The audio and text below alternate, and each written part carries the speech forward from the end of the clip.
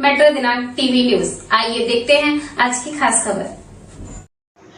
Anti corruption committee alias भ्रष्टाचार निर्मूलन समिति का 26वां वर्धापन दिवस का कार्यक्रम संपन्न। मुंबई बोरीवली पश्चिम प्रबोधनकार केशव सीताराम नाट्यगृह मंदिर में 23 जून 2024 को सुबह 10 बजे से शाम 5 बजे तक एंटी करप्शन कमेटी एलियस भ्रष्टाचार निर्मूलन समिति का 26वां वर्धापन दिन के कार्यक्रम का आयोजन किया गया था। यह जानकारी समिति के राष्ट्रीय अध्यक्ष रविंद्र द्विवेदी ने एक प्रेस रिलीज के माध्यम से जानकारी दी है। उन्होंने बताया है कि हर वर्ष की भांति इस वर्ष भी समिति के 714 जिलों के अध्यक्ष, प्रदेश अध्यक्ष व भारी संख्या में उपस्थित कार्यकर्ता और पदाधिकारियों ने भाग लिया है, जिसमें राष्ट्रीय अध्यक्ष ने समिति के लोगों को आह्वान करते हुए कहा है कि भारत देश में भ्रष्टाचार को मूल रूप से नष्ट करने के लिए मैं आह्वान करता हूं। श्री द्विवेदी ने विशाल जनसमूह को संबोधित करते हुए कहा है कि केंद्र सरकार और राज्य सरकारें गहरी नींद में सोई हुई हैं। भारत की जनता किस तरह परेशान है। पुलिस थानों में निर्दोष व्यक्तियों पर फर्जी मामले दर्ज हो रहे हैं। SC/ST एक्ट का खुलेआम दुरुपयोग हो रहा है। आवाज उठाने वाले पत्रकारों पर फर्जी मामले दर्ज किए जा रहे हैं। उत्तर प्रदेश में गरीब कमजोर लोगों की जमीन भूमाफिया, गुंडे, तहसील के भ्रष्ट अधिकारियों और पुलिस की मिली भगत से कब्जा किया जा रहा है। पीड़ित जनता परेशान है। लोक शासन प्रशासन के पास शिकायत पत्र देकर शिकायत की है, बार बार चक्कर लगा रहे हैं, उनको न्याय नहीं मिल रहा है। महंगाई दिन पर दिन बढ़ती जा रही है। सरकारें विफल हो रही हैं। जनता बेहाल है। सरकारी अस्पतालों में मरीजों का बुरा हाल है। अस्पतालों में दवाइयां नहीं है। कमीशन खोर डॉक्टर बाहर से दवा लिखकर दवा मंगाते हैं। गरीब मरीजों के पास दवा खरीदने का पैसा नहीं है। यही हाल सरकारी स्कूलों का है। शिक्षा ठीक से नहीं मिलने के कारण लोग मजबूर होकर प्राइवेट स्कूलों में बच्चों का नाम लिखवाते हैं, मगर प्राइवेट स्कूलों पर सरकार का कोई नियंत्रण नहीं है। वहां मनमानी रूप से पैसा लूट रहे हैं। इसके अलावा प्राइवेट स्कूलों में इतना ज्यादा फीस बढ़ गया है कि बच्चों को पढ़ाना मुश्किल हो गया है। मुंबई में नगर सेवकों का चुनाव न होने से विकास का कार्य रुक गया है। पूरे महाराष्ट्र के महानगर पालिका में भ्रष्टाचार और जंगल राज चल रहा है। जनता का कोई दर्द देखने व सुनने वाला नहीं है। अब वही कहावत लागू होता है कि अपना काम बनता भाड़ में जाए जनता। इस समिति के राष्ट्रीय अध्यक्ष रविंद्र द्विवेदी जी ने कार्यक्रम में आए हुए पत्रकारों एवं समाज सेवकों का स्वागत सम्मान किया और गरीब महिलाओं को साड़ी और स्कूली बच्चों को नोटबुक, कंपास बांटा गया और उनके उज्जवल भविष्य के लिए शुभकामनाएं भी दी है।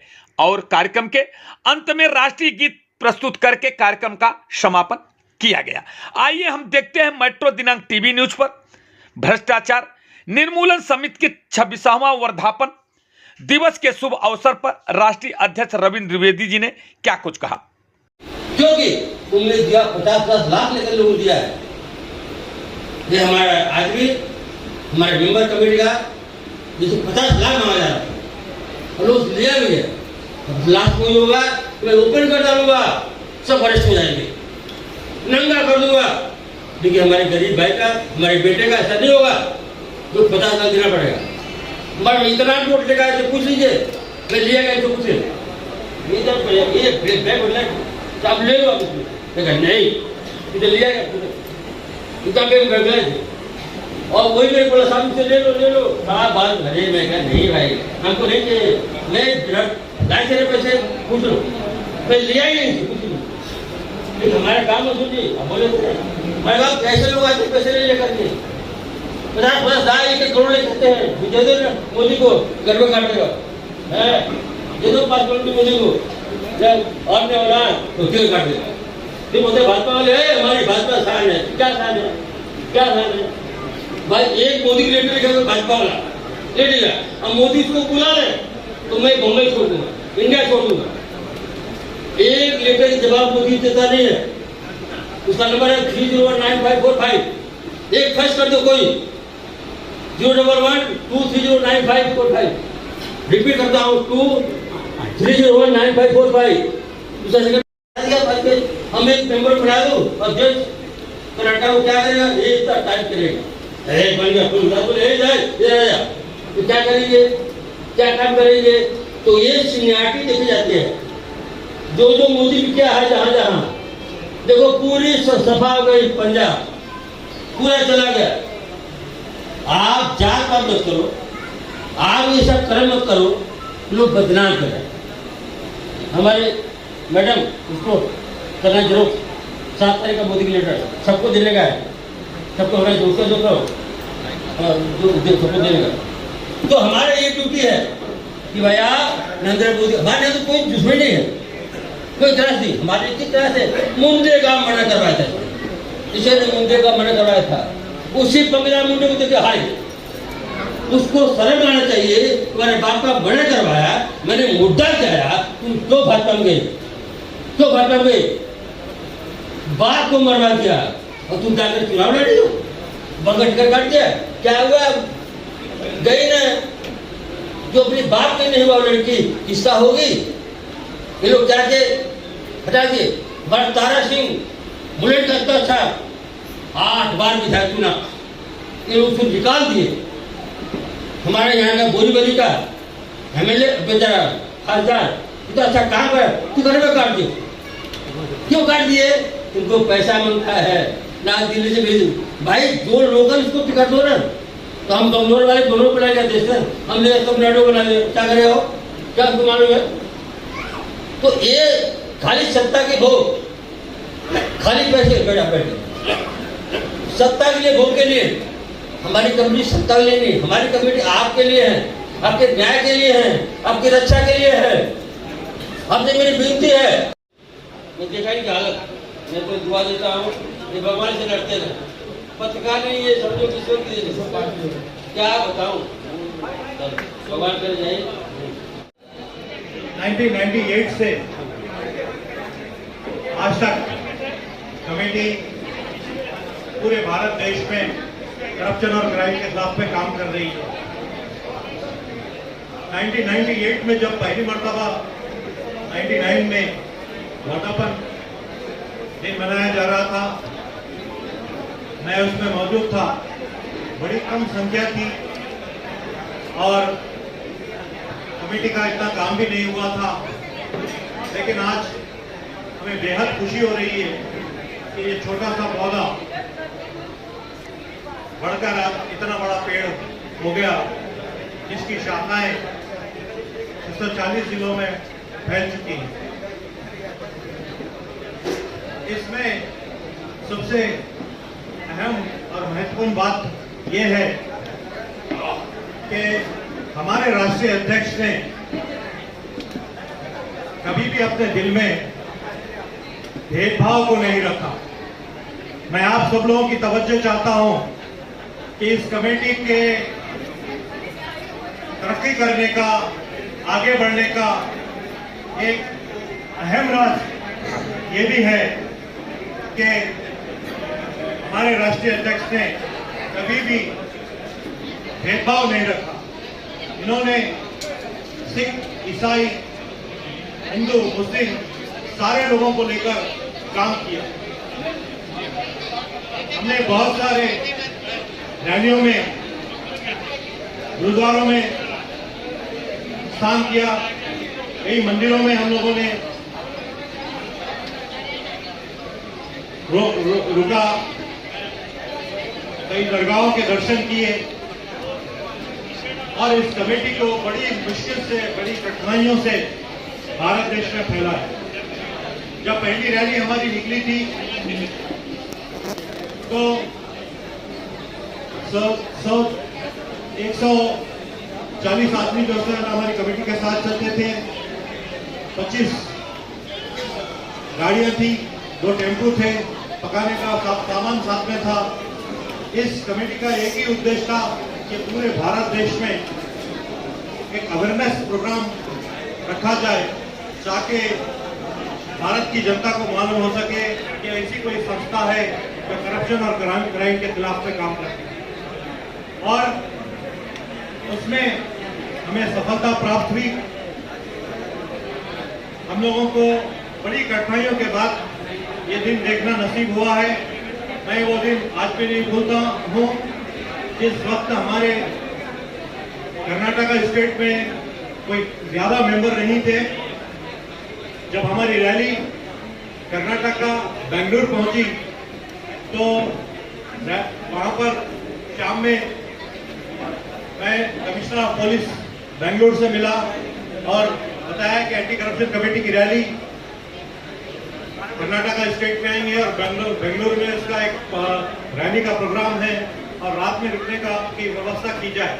तो कमिश्नर ऑफ पुलिस ने एक बड़ी सी होटल में, 3 होटल में भी रूम हमारे बुक करके दिए क्योंकि गवर्नमेंट गेस्ट हाउस वहाँ पे सारे बुक थे। उसके बाद दूसरे दिन हमारी रैली बेंगलुरु सिटी में निकली। जब पूरे शाहराहों से गुजरते हुए, रास्तों से गुजरते हुए एक कॉलेज के पास गुजरी तो बहुत सारे स्टूडेंट्स कॉलेज से बाहर आए और उन्होंने कमेटी के बारे में जानकारी हासिल की। जब हमारे पैम्फलेट बट रहे थे तो कर्नाटका के वो स्टूडेंट्स ने सवाल किया कि हमारे स्टेट में आप आए हैं तो हमारी स्टेट लैंग्वेज क्यों नहीं है। और उन्होंने गुस्से में आके हमारे पूरे बैनर फ्लैक्सी वगैरह फाड़ डाले और पुलिस वाले हमको प्रोटेक्शन देते हुए सिटी के बाहर निकाले। तो ऐसी ऐसी घटनाओं का सामना करना पड़ा। लैंग्वेज प्रॉब्लम था, बहुत सारी जो है ना मुश्किलात का सामना करके इस कमेटी ग्रुप को इतना आगे बढ़ाया। ये मैं उसका चश्मदीद गवाह हूँ कि नेताजी ने कितनी कठिनाइयों के बाद इस कमेटी को इस स्थान पर पहुंचाया। तो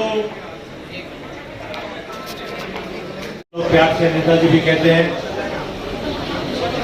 हमारे बाबा जी डाइस पर तशरीफ फरमा और पूरे हिंदुस्तान से आए हुए मेरे सभी भाइयों बहनों, द्राविड़ उत्कल बंगा विंध्य हिमाचल यमुना गंगा ओचल जलधि तरंगा तब शुभ नामे जागे तब शुभ आशिष मागे काहे तब जय दाता जनगण मंगलदायक जय हे भारत भाग्य विधाता जय हे जय हे जय जय जय जय जय हे बोलो भारत माता की जय, भारत माता की जय, भारत माता की जय, वंदे नेताजी आप आगे बढ़ो। मैं मेट्रो दिनांक परिवार की तरफ से और पूरे कहर और भी चैनल की तरफ से मैं आपका हार्दिक स्वागत करता अभिनंदन करता। जिस तरह से आज आपने अपने कार्यक्रम का भव्य आयोजन हर वर्ष के बाद इस बार जीतेगा, क्या कुछ कहना चाहते हैं सर? देखिए, ये जो एनटीए कमेटी है, इस कमेटी का गठन 23/6/98 को ये किया गया। पूरे देश के कोने कोने में तालुका लेवल पर काम करने के लिए क्राइम के खिलाफ, करप्शन के खिलाफ आज सभी पत्रकार बंधुओं सभी के सहयोग से आज कमेटी 26 साल आज कंप्लीट किया है। मुझे बड़ी खुशी है कि ऑल इंडिया के पत्रकार बंधु हमेशा हेल्प किए हैं, कोऑपरेट किए हैं और आप जैसे लोग, आदिनाथ तिवारी जैसे लोग कमेटी के लिए हमेशा वर्क करते रहे। मैं आपको नमस्कार करता हूं कि आप 24 आवर्स कमेटी के कार्यों को हमेशा अच्छी तरह से लिखते हैं, जो सच्चाई रहता है। सच्चाई के आप मास्टर हैं और सच्चाई की वजह से कमेटी चल रही है। मुझे बड़ी खुशी है कि ये कमेटी ने 26 वर्ष जो पूरा किया है और आज कमेटी के कार्यकर्ता इंडिया कोने कोने से आए हैं। आज मैसेज दिया हमने सदस्यों को, करप्शन के खिलाफ लड़ाई लड़ो, आवाज उठाओ, कहीं भी भ्रष्टाचार होता है तो आप आप झुको मत, अब लड़ते रहो, आवाज उठाओ। मैं सीआरपीसी का, आईपीसी का उल्लेख किया है कैसे वर्क करने का। और मैं विनती करता हूँ कि हमारे आज डिस्ट्रिक्ट लेवल के जो लोग आए हैं, जो तालुका लेवल से आए हैं, प्रदेश से आए हैं, सेंटर से आए हैं, अच्छा काम करेंगे। तो 26 साल का रिकॉर्ड है। ये एनजीओ ऐसी है, हमने 5 ईयर रैली ऑर्गेनाइज किया है। जो रैली 310 ये तालुकाओं में गई और 714 जिलों में गई, और जिलों में आह्वान किया करप्शन को दूर करने के लिए। आज इस कमेटी ने 40 लाख केसेस को सॉल्व किया है। मुझे बड़ी खुशी है कि हमारी एनजीओ के माध्यम से सिर्फ सरकार हेल्प कर रही है। आज डीजीपी और डीजीपी कॉपरेट कर रहे हैं।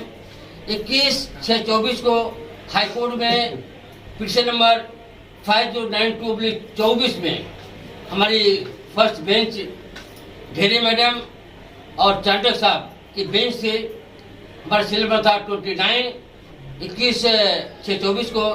मुझे बड़ी खुशी है कि ढेरे मैडम जो न्यायाधीश हाईकोर्ट के, उन्होंने एक अक्षर दिया, रिपोर्ट दिया, अपना ओपिनियन दिया कि फर्स्ट कमेटी है इंडिया कोने कोने में जिसने इतना करप्शन को दूर किया है। आज सर, आपने तो न्याय का बात किया है, लेकिन सुप्रीम कोर्ट न्याय में जो कि 4 जज ने रोया है बाहर, आपको मालूम होगा। इसी 2019 के अंतर्गत में जो कि 4 जज ने बेंच का, सुप्रीम कोर्ट का, जो कि चारों ने बोला हमको काम करने की नहीं नीति मिल रही। तो क्या कहना चाहेंगे सुप्रीम कोर्ट को? देखिए, हमारे लोढ़ा जैसे सुप्रीम कोर्ट जज को, लोढ़ा से जज को किस तरह से भटक कराया गया, उनके साथ इंटरफेयर किया गया, कानून को नहीं चले दिया गया। आज देखिए कोलिजियम बनाया गया है। कोलिजियम के भारत के प्रधानमंत्री, हमारे 2 मेंबर सेंट्रल के, हमारे सुप्रीम कोर्ट मेंबर रहते हैं। फिर भी आज सुप्रीम कोर्ट में आज जो चुनौती रहती है सीजीआई के लिए कि जो वरिष्ठ सचिव को बनाया जाता है, आज जजों को अधिकार दिए गए हैं। कुछ जज डर जाते हैं, वो डर के काम करते हैं। हमारे जो सीजीआई है, जो चंद्रू साहब हैं, अच्छा वर्क कर रहे हैं। मैं जजों से विनती करता हूं कि लॉ एंड ऑर्डर जिंदा है आपके वजह से, जजेस के पावर से आज जिंदा है।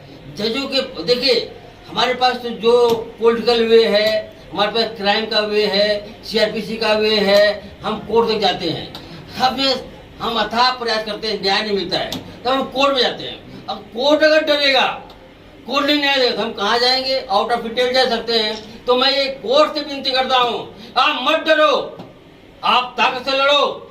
मरना तो सबको है, मरना सबको है। मुझे भी मकोका लगाया था, सेल नंबर 194/2005। क्या हुआ? मकोका को कोर्ट ने उड़ा दिया। मैं पहला इंडिया का नागरिक हूँ जिसको मकोका सेंशन नहीं हुआ है। आप बताइए जजो जी, मैं इसे विनती करता हूँ, आप मत डरें, लीडर काम करें, क्योंकि जनता को आपके ऊपर भरोसा है। न्यायपालिका हमारी चीफ है, इससे बड़ा कोई हथियार नहीं है। आपके वजह से आज अयोध्या का मंदिर बना। आप ऑर्डर नहीं दिया तो मंदिर नहीं बनता। कितने लोग मर गए होते, कितने दफन हो गए होते, आपने आदेश दिया। आज भी लॉ एंड ऑर्डर है। आज एडीजी, डीजे, सीजे, सीजीआई आज काम, जेबीएफसी, एमएम काम करें, सीएम काम करें। तो आप लोगों को ये है, हम अपील फाइल करेंगे, रिविजन फाइल करेंगे, पिटीशन फाइल करेंगे। आज लोगों को ये भरोसा है। तो अगर आप भी हार जाएंगे, अगर जज हार जाएगा, तो इस न्यायपालिका क्या होगा? हमारा इंडिया डूब जाएगा। जैसे मैं अगर हार गया, हमारी कमेटी डूब जाएगी। तो मैं सभी जजों से विनती करता, रिक्वेस्ट करता हूँ कि आप लड़ें, हम न्याय सच्चा दें, अच्छा काम करें, क्योंकि जनता को आपको विश्वास है और न्याय आपसे मिलेगा। जैसा कि आप जानते हैं कि सर, जिससे हरिजन बनाम एक्ट जो बना, SC एक्ट बना, जिसमें पहले मायावती की मुख्यमंत्री थी, तो उस समय का अगर किसी पे ऐसा गुनाह दर्ज होता था तो मामले को दर्ज किया जाता था, फिर जेल भेजा जाता था। मगर मोदी सरकार ने एक्ट में ऐसा कर दिया कि पहले अगर कोई शिकायत करता है तो जांच मत करो, पहले उसको जेल में दे दो। इस तरह से बहुत निर्दोष लोग जेल जा रहे हैं। इस पर आपका क्या कहना है सर? देखिए, एट्रोसिटी जो एक्ट है, उसका एक एसडीपो रैंक का ऑफिसर वो आयोग होता है, वो जांच करता है, जो भेजता है। बाद में फुटबॉल का नोटिस देता है। तो मैं ये मोदी सरकार को आपके इस वक्तव्य से मैं कल लेटर लिखूंगा कि जो अमेंडमेंट किया है इसको चेंज करो। अमेंडमेंट गलत है। जैसे आपने ड्राइविंग लाइसेंस के ऊपर में आपने ड्राइवर गाड़ी चलाता है 304 का मैटर होता है, अभी 302 कर दिया है। आप बताइए कोई अनजान जाकर के गाड़ी चलाता है तो 302 का बैठता है। तो वैसे जो अमेंडमेंट किया है दिशा भूल कर रहे हैं, लैंड का आने की मिसयूज कर रहे हैं और साथ साथ में एट्रोसिटी तो सब पर एप्लीकेबल है। ये कल आपके खिलाफ भी केस फाइल होगा, फिर आप जेल जाएंगे। संजय सिंह जो सांसद चिल्ला रहे थे अब ये नोटिस आएगा अमित शाह को, अमित शाह कहाँ है। तो कल पुलिस आ रही है पटना से, कल दिल्ली से आ रही है। तो कल एट्रोसिटी में कल ऐसा ना हो कि सूझ जाए कि आपके खिलाफ है, कल आप सांसद आ जाए, आज मंत्री हैं, कल नहीं रहेंगे। तो मेरी विनती है कि एट्रोसिटी एक्ट में जो अमेंडमेंट किया है उसको विड्रॉ कर देंगे और न्याय लोगों को मिले। अरे आप 26 बरस से लगातार एंटी करप्शन कमेटी चला रहे हैं, कितने आपके मेंबर हुए, कितने आपके पदाधिकारी, इसके बारे में थोड़ा सा जानकारी दीजिए। देखिए एंटी कमेटी का गठन 26/98 को हुआ।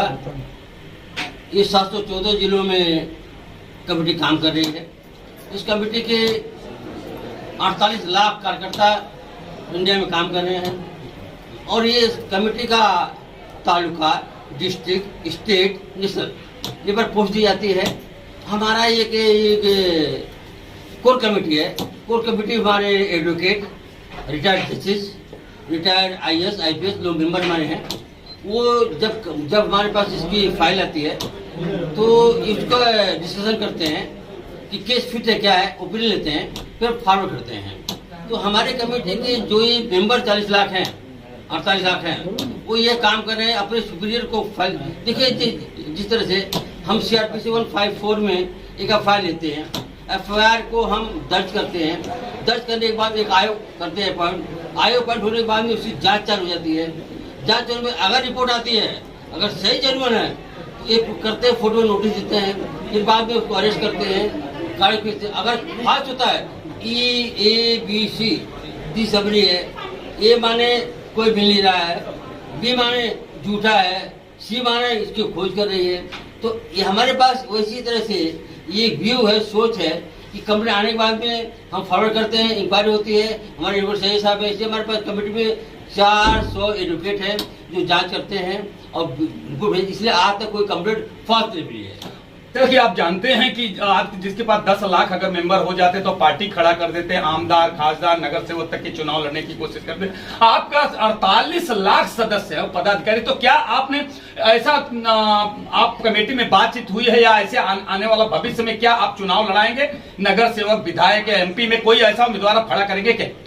देखिए हमारा तो एक ही सोच है कि केजरीवाल जी ने एक घोषणा किया था कि हम कोई चुनाव लड़ेंगे, कोई पार्टी नहीं बनाएंगे। आज वो पार्टी बना दिए। दिल्ली में क्या हुआ, फाल्स केसेस बुक किए गए, वो लड़ नहीं पा रहे हैं। एजुकेटेड आदमी लड़ नहीं पा रहा है। आज उनकी सत्ता है पंजाब में, 3 सीटें आई सांसद की, सत्ता नहीं आई, घमंड हो गया था कि नहीं मैं सब कुछ हूँ। हम मुझे घमंड नहीं है, हमारा की घमंड कार्यकर्ता हमारे, और हमारा एक ही विचार है कि हम जब तक जिंदा हैं कोई पॉलिटिकल पार्टी में विलय नहीं होगा, हम कोई नई पार्टी नहीं बनाएंगे। मैं आपसे वादा करता हूं कि कोई पॉलिटिकल पार्टी में कभी हम चुनाव नहीं लड़ेंगे, कोई राज्यसभा मेंबर नहीं बनेंगे, कोई सांसद नहीं बनेंगे, कोई विधान परिषद के कोई मेंबर नहीं बनेंगे। हमारी एक ही सोच है, करप्शन को दूर करना, क्राइम के खिलाफ लड़ना, हमारी एक ही व्यू है, ये सोच है। और हम लड़ते रहेंगे जब तक हमारे ब्लड में एक एक खून है शरीर में, हम लड़ते रहेंगे करप्शन के खिलाफ। मेरा एक लास्ट क्वेश्चन सर, इतनी बड़ी कमेटी आपने क्या इसके लिए, जैसे आपने अभी मंच पे आप संबोधित करते हैं, क्या ये आप प्रशिक्षण कभी अपने शिविर रखते हैं क्या, जिसको अपने कार्यकर्ता पदाधिकारी जो कि जैसे आपके पास इतने वकील है तो उनको प्रशिक्षण देने के लिए, उनके कानून कायदा रखने के लिए इस तरह से कि आपने कोई टीम तैयार किया है? देखिए हमारे कमेटी में 400 एडवोकेट हैं और अलग अलग टाइप के लोग हैं। हमारा अभी देखिए अभी तेलंगाना में शिविर था, बेंगलोर में था, चेन्नई में था, गुवाहाटी में था, पटना में था, पंजाब के अलग अलग जिलों में था, दिल्ली में था। तो हम जैसे ये जिले हैं 7-14 जिले में हमारे साल भर में घूमते रहते हैं। अभी देखिए 29/4/24 को हम यहाँ से गए, यूपी बिहार गए। हमने अयोध्या जी का 4/5/24 को हमने विजिट किया। हमने रिपोर्ट भेज दिया था सेंट्रल गवर्नमेंट को कि आप हार जाओगे। तो हमारी एक जो टीम है घूमती रहती है, करप्शन कैसे हो रहा है, क्राइम कैसे हो रहा है, क्या वर्क करना चाहिए। जब मैं हमारा देखिए शेड्यूल था 8 बजे अयोध्या में, पुलिस को इन्फॉर्म किया गया था हमारे सुरक्षा लगाई, लेकिन गेट भी तो स्विच कर दिया गया, कोई गाड़ी जा रही थी। फिर हम पैदल उतरे वहाँ पर, सब घूमेगा में। जब रिपोर्ट लगाया, लोग यहाँ के 30 लोग हैं, माने जो लोकल लोग हैं वो अयोध्या मंदिर में नहीं आ पाते, आ नहीं सकते हैं। मैं सोचा नहीं आ सकते तो लोकल लोग, जैसे आप हमारे पत्रकार बंधु हैं, आप लोकल हैं, आपको हेल्प करूँ, किस हेल्प करूँगा। आप हमारे लिए 24 घंटे काम करते हैं, तो अगर वहाँ की जनता को नहीं मिलता तो मैं लिख दिया था कि ये हार रहे हैं, पक्का हार रहे हैं। मैं देखिए 4/5/2024 को अयोध्या में था 8 बजे, और मैं फिर रात को आया धुलिया में। ये विजिट करती रहती है। मैं सभी सरकार से अपील करता हूँ, आप पर लोकेशन देख लो, आप देखो, आप मुंबई से लेकर के हमारे पूरे यूपी तक विजिट में हमारे पुलिस स्क्वाड था, मैं साथ में था। लेकिन एक गाड़ी पूछे, एक गाड़ी आगे पुलिस उतरती थी, लेकिन मैं भी तब भी उतर जाता था, पैदल जाता था। मैं गांव में खाना खाया, रहा, रुका, तो मुझे न्याय मिला कि नहीं, कैसे वर्क करना चाहिए। तो हमारी कमेटी ऐसे वर्क करेगी और मैं टीम जो है ऐसे वर्क करती रहेगी, रिपोर्ट लेती रहेगी और हम कार्रवाई करते रहेंगे। 26वां वार्षिक उत्सव के शुभ अवसर पे क्या देशवासियों को एक संदेश के रूप में क्या देना चाहिए? मैं आपके इस चैनल के माध्यम से, मेट्रो न्यूज के माध्यम से, SM न्यूज के माध्यम से और सभी जो पत्रकार बंधु यहाँ पर आए हैं, आपके माध्यम से जनता को ये संबोधित करना चाहता हूँ। मैं विनती करना चाहता हूँ, हाथ जोड़ विनती करना चाहता हूँ कि भ्रष्टाचार आज ऐसे बढ़ रहा है। कोरोना काल में देखिए किस तरह से लोग पलायन कर रहे थे, सड़कों पर चल रहे थे, ट्रक नहीं, कार नहीं, जीप नहीं, ट्रेन नहीं, हवाई जहाज नहीं, लोग पैदल ट्रकों पर चल रहे थे और बढ़ जा रहे थे। करप्शन पड़ा था, राशन नहीं, तेल नहीं, आटा नहीं, दूध नहीं, दवाई नहीं, बढ़ रहा था। फिर भी सरकार बोलती मैंने सब दे दिया। क्या दिया? मैं आपसे विनती करता हूँ, आप एक वोटर हो, इंडिया के नागरिक हो, करप्शन के खिलाफ आवाज उठाओ। आपके लिए NGO, हमारी एंटी करप्शन कमेटी 24 आवर्स काम कर रही है ऑल इंडिया। आपके पास फेसबुक पर, ऑनलाइन पर, आपके पास फैक्स नंबर पर, गूगल पर, आप कहीं पे एक कमेटी टाइप करेंगे आ जाएगा। एक मैसेज दे दो कि ये हमारे में करप्शन क्राइम हो रहा है। जैसे हमारे न्यूज के भाई बोलते हैं कि हमारा ये नंबर है, आप इस पर आप लिंक कर दो, हमारी टीम पहुंच जाएगी। तो मैं पत्रकार बंधुओं को बहुत मैं बार बार उनसे प्रणाम करता हूँ, निवेदन करता हूँ, आप काम कर रहे हैं। आपके तरफ से हमारी भी एक टीम बनाई गई है, आपके कॉर्पोरेशन से बनाई गई है। हम आपको देते हैं न्यूज कि अगर कहीं जनता, अगर वो किसी भी विपत्ति में है, किसी कष्ट में है, किसी दुख में है, मुझे जरूर याद करें। हमारी कोई चार्जेस नहीं, कोई फीस नहीं है, हम फ्री ऑफ चार्ज ये काम करते हैं पूरे इंडिया में और हम दौड़ते रहते हैं। अब देखिए आज हमारे इंडिया के इतने लोग पूरे इंडिया से आए हैं, आज हर प्रदेशों से आए हैं, जिलों से आए हैं, आज जगह नहीं है। आज लोग क्यों आए हैं? उनको क्या मिलने वाला है? नहीं तो करप्शन पैसा मिलेगा, पैसा आज वो अपने फ्लाइट के दे रहे हैं, अपना ट्रेन का फेयर दे रहे हैं, बसों फेयर, लोग आए हैं। तो आज वो काम करें, क्यों? निस्वार्थ। तो हम निस्वार्थ काम कर रहे हैं, निस्वार्थ एक ही भावना है। आज हमारे बाबा जी हैं, हमारी दीपा माता जी हैं, क्यों काम कर रही हैं? हेल्प करने, कॉपरेशन के लिए। हमारे एक ही है, इनके सहयोग से, आपके सहयोग से करप्शन के खिलाफ हम काम करते रहेंगे और लड़ाई लड़ते रहेंगे जब तक हमारे शरीर में एक ही। मैं एक पत्रकारों के मुद्दे पे बात करना चाहता हूँ। जैसा कि आप भ्रष्टाचार के मुद्दे पे आप बहुत लड़ाई, जिसके आपको मौका आपके ऊपर लागू हुआ, कितने फर्जी मामले, ठीक उसी प्रकार से भ्रष्टाचार या तरह तरह के मुद्दे को लेकर के अगर पत्रकार मुद्दे उठाते हैं तो उनके ऊपर शासन और प्रशासन द्वारा दबाव डाल के फर्जी मामले दर्ज होते हैं। ऐसे समय में आपकी कमेटी पत्रकारों के लिए क्या संरक्षण का काम करेगी? देखिए, आपने बड़ा अच्छा मुद्दा उठाया, मुझे बड़ी खुशी, आपको मैं प्रणाम करना चाहता हूँ। आप एक पत्रकार बंधु हैं और पत्रकार में सोचते हैं, आपका जो निर्णय है, आपकी सोच बहुत अच्छी है। देखिए, हमारे पत्रकार बंधु अगर एक हो जाए ना तो कोई क्राइम दर्ज नहीं होगा।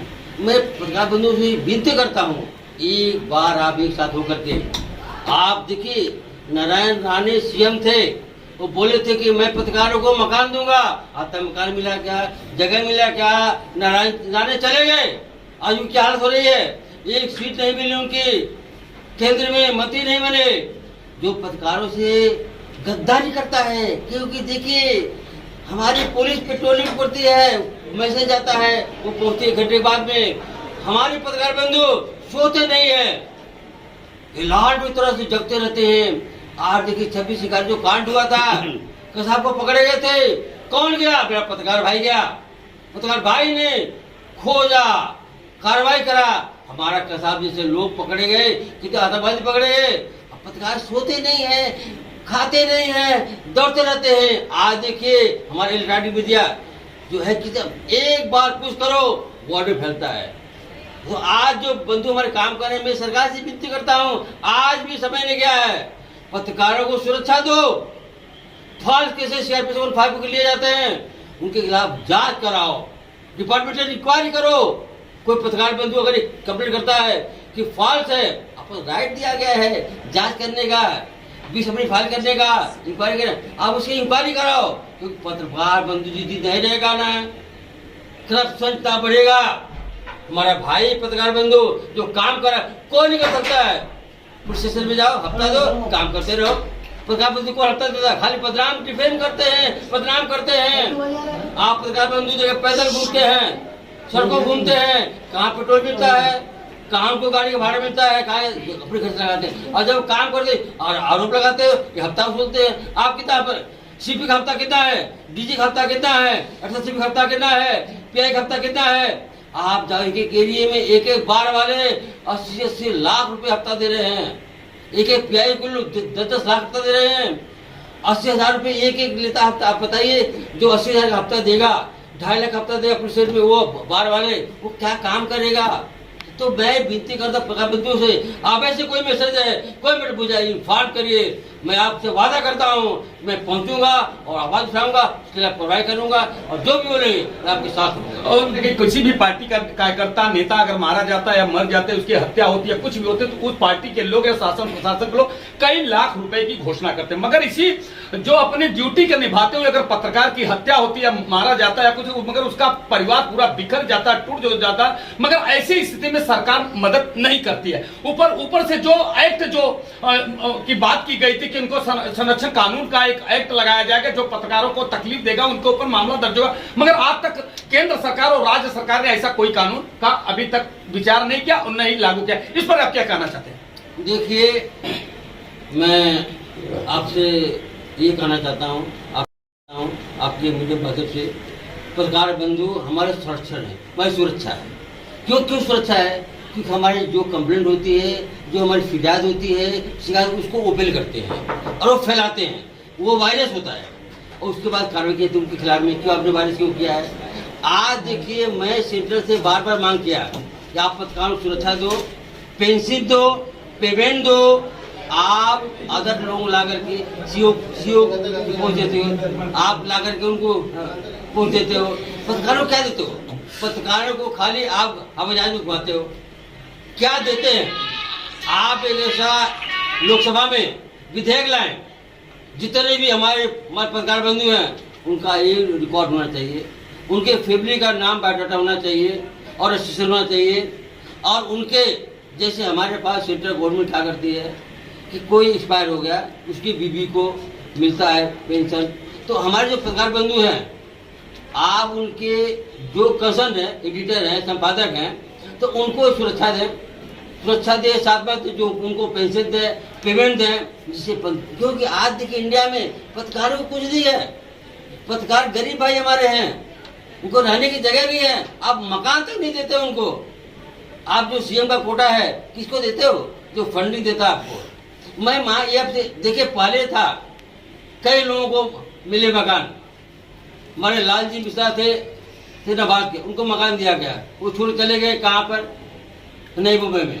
तो आज हमारे पत्रकार बंधु को मकान जो सीएम कोटा था, कोटा को दोबारा रिव्यू किया जाए और उनको कोटा का मकान दिया जाए, सुरक्षा दिया जाए, साथ साथ में एक उनको अमाउंट दिया जाए कन्वेंस के टाइप का कि इतना आपको दिया जाएगा, और जो कवरेज करते हैं उनको पैसा दिया जाए, तो उनका खर्च चलेगा। तो कम नहीं देंगे, करप्शन बढ़ेगा, पत्रकार बंधु मारे जाएंगे, लोग क्राइम को से लड़ नहीं पाएंगे, वो बेहाल हो जाएंगे, सरकार गिर जाएगी। आज देखिए मैं ये कहना चाहता हूँ, आज पत्रकार बंधु ने जो कवरेज किया था नरेंद्र मोदी जी का, हमारी सरकार का, पत्रकार बंधु ने कितना कवरेज किया पेट्रोल पंप का, 500 लोग मारे गए। क्या पत्रकार बंधु की इस कवरेज पर आपने जांच किया? आज का जो हमारा रेलवे सीपी था उसमें इन्वॉल्व है, वो इलीगल से चला पेट्रोल पंप। पत्रकारों कितना मुद्दा उठाया कि इलीगल है, केस दर्ज नहीं हुआ, जांचें नहीं हो रही है। अब पत्रकारों को धमकियां रही, अब क्यों दिखाया आपने? आप बताइए पत्रकार कैसे काम करेगा? इसलिए आपका पतन क्या हुआ है? अब 48 सीट से अब क्यों आ गए? आधे पा गए, क्यों आ गए? पत्रकारों को अत्याचार किया आपने, पत्रकारों की हायर बदवा लगी, क्योंकि पत्रकार ये निर्दोष है, बेकसूर है, बिना पैसे काम करता है। अगर कोई 500 दे दिया, आप कितना कमाते हो? आप कितने पैसे आपको होते हैं? तो 500 जांच करते हो। पत्रकार बंधु को पेट्रोल कौन डालेगा? कन्वेंस कौन देगा? कहाँ से आएंगे? अगर आप उसका एक बायोडाटा बनाए कि नहीं, ये पत्रकार को महीने 25,000 करता है तो 25,000 रुपये देंगे, फर्ज किसका? गवर्नमेंट का फर्ज है। एक बना दो एक। तो अगर पत्रकार पर सोचेंगे हमारे पत्रकार और कवरेज करेंगे और कवरेज करेंगे तो करप्शन दूर, क्राइम दूर होगा, सरकारें बढ़ेगी, आगे जाएंगी। और अगर न्याय नहीं दो पत्रकारों को और सरकारें डूबती रहेंगी, जाती रहेंगी और पता चलेगा।